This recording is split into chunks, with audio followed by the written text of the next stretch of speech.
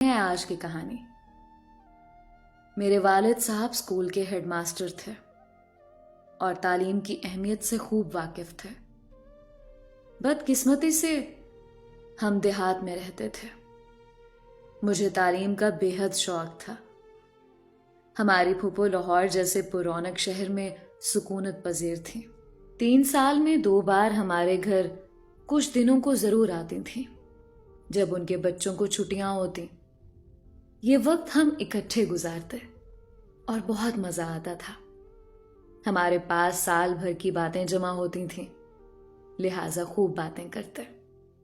وہ سب مجھ سے گاؤں کی باتیں پوچھتے، مختلف رشتہ داروں کے حالات معلوم کرتے اور میں ان سے شہر کے بارے میں سوالات کرتی، کیونکہ مجھے شہر کی زندگی بہت پرکشش لگتی تھی اور وہاں کی رونق میرے دل کو بھاتی تھی۔ میں اکثر پھوپھو سے بھی شہر کی باتیں پوچھا کرتی اور وہ بڑے پیار سے مجھے جواب دیا کرتی تھیں۔ میں حیرت سے ان کی باتیں سنتی کہ شہر گویا مجھے ایک جہان حیرت لگتا۔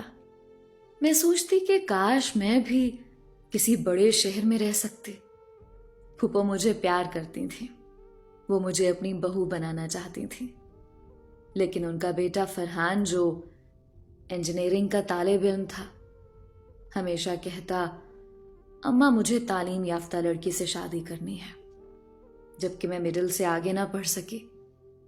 پھوپھو جانتی تھیں کہ فرحان مجھے ناپسند نہیں کرتا، لیکن جانتا ہے کہ ہمارے گاؤں سے مڈل سے آگے اسکول نہیں ہے، لہٰذا میں اس کی خواہش کے مطابق زیادہ تعلیم حاصل نہیں کر پاؤں گی۔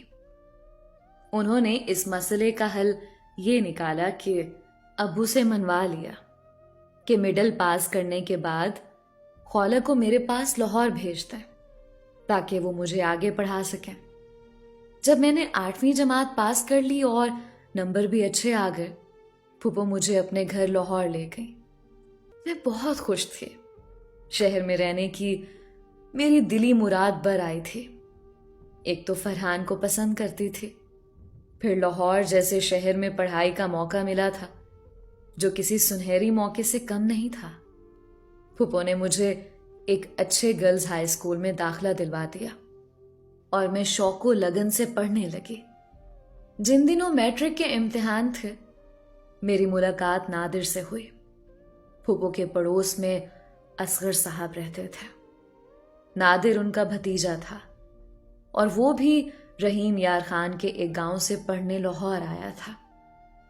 اس کے چاچا یہاں پر ایک سرکاری محکمے میں ملازمت کرتے تھے۔ جب میں اسکول جاتی تھی، وہ بھی اپنے کالج آتا تھا۔ ہم دونوں کے تعلیمی ادارے گھر سے بہت زیادہ دور نہ تھے۔ نادر کبھی اپنی موٹر بائک پر اور کبھی پیدل جاتا۔ مجھے اکثر پھوپھا اسکول پہنچا دیا کرتے تھے۔ پھوپھا کا تبادلہ لاہور سے شیخو پورہ ہو گیا تو میں بھی پیدل ہی اسکول جانے لگی۔ اب وہ مجھے روز اسکول پہنچانے نہیں جا سکتے تھے۔ ہمت کر کے اکیلی جانے لگی، کیونکہ 1 سال گزر جانے کے بعد رستہ میرے لیے اجنبی نہ رہا تھا۔ روز رستے میں اپنے کالج جاتے ہوئے نادر دکھائی دے جاتا، وہ اجنبی نہ رہا۔ میں جان چکی تھی کہ ہمارے پڑوس میں رہتا ہے۔ اس کی چچی سے پھوپھو کی اچھی سلام دعا تھی۔ اکثر یہ ایک دوسرے کے گھر آتی جاتی تھیں، لہٰذا نادر سے مجھے کوئی اجنبیت محسوس نہ ہوتی۔ وہ بھی میری طرح تعلیم کا رسیا تھا، میری طرح گاؤں کا رہنے والا، مگر حصول علم کی خاطر اپنے گھر سے دور دراز رشتہ داروں کے گھر رہنے پر مجبور تھا۔ میرے اور اس کے مسائل تقریباً ایک جیسے تھے۔ ایک روز جبکہ میرا پیپر تھا اور پھوپھا گھر پر موجود نہ تھے، پیدل اسکول جانے کو نکلی۔ اس دن بادل گہرے تھے، ابھی آدھا رستہ طے کیا ہوگا کہ زور و شور سے بادل گرجنے لگے، بجلی کوننے لگی اور پھر آنن فانن موسلا دھار بارش شروع ہو گئی۔ لاہور کا موسم ہی ایسا ہے، کبھی شدید حبس اور گرمی، پھر یکایک تیز بارش بھی ہو جاتی ہے۔ میں سر سے پاؤں تک بھیگ گئی اور ایک قدم چلنا دشوار ہو گیا۔ बारिश छाजों बरस रही थी। अब न मैं आगे जा सकती थी और ना पीछे को पलट सकती थी। सालाना पेपर था, लिहाजा पर्चा देना भी जरूरी था।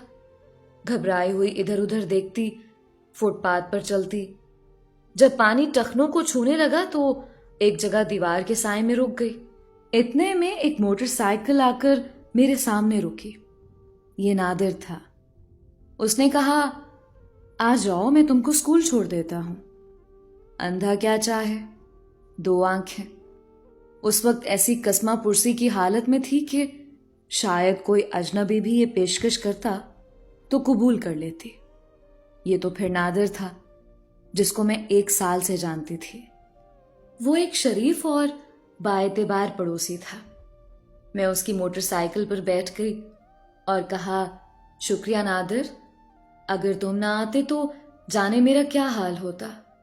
उसने सवाल किया, अब घर वापस जाना है या स्कूल जाना है? स्कूल जाना है, क्योंकि आज हमारा सालाना पर्चा है। मुमकिन है कि पर्चा मुलतवी हो गया हो। अगर मुलतवी भी हो गया हो, फिर भी मालूम करना जरूरी है। ऐसा ना हो कि मैं पेपर देने से रह जाऊं। मैंने जवाब दिया, अच्छा ठीक है, तुम स्कूल के अंदर जाकर